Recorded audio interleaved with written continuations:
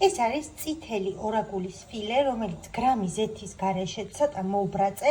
ვაპირებ, რომ სახლის პირობებში სუშის მსგავსი რამ ავაწყო. უბრალოდ ეს აგროჰაბში ან კარფურში ან სადმე ისეთ მაღაზიაში არ მქონდა შეძენილი, სადაც ხარისხი ზუსტად შემოწმებული იქნებოდა და ამიტომ უმად მირთმევას ვერ გავრისკავდი ნამდვილად, მაგრამ ვფიქრობ, რომ გემრიელი და საინტერესო გამომივა. დამატებული აქვს თევზის საკმაზი, ცოტა მარილი, ჰიმალაის, რა თქმა უნდა და ლიმონი. დანარჩენ პროცესსაც ახლა გაგიზიარებთ. დაგჭირდება ავოკადო და ცოტა რუკოლას გამოვიყენებ, რადგან წყალმცენარეები სახლში არ მომეპოვება.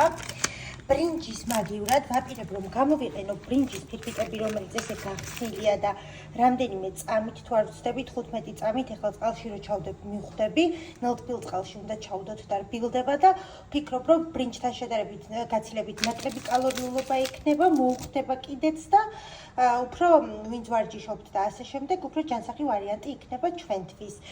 კრემყველს გამოვიყენებ პრეზიდენტის ლაბნეს და ახლა უშუალოდ როგორ ავაწყობ, ამასაც გაჩვენებთ. მე ახლა წყალი ცოტა ცხელი მომივიდა და ამიტომ ეგრევე დარბილდა და ვფიქრობ, რომ 10-15 წამი საკმარისია, ამას ახლა უკვე ამოვიღებ.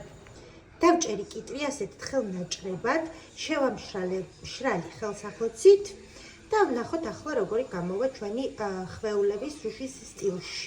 მორჩი აწყობას გვერდით სოიო соусიც მოვუდე, ერთი გავსინჯე და ძალიან გემრიელია, მართლა საოცრებაა და აუცილებლად უნდა ცადოთ, მოგეწონებათ. უბრალოდ ესთეტიურობის რა მოგახსენოთ, დიდად ლამაზი ხვეულები არ გამოვიდა, რადგან კიტრში გადახვევა ისეთი მარტივი არ აღმოჩნდა, როგორიც მეგონა.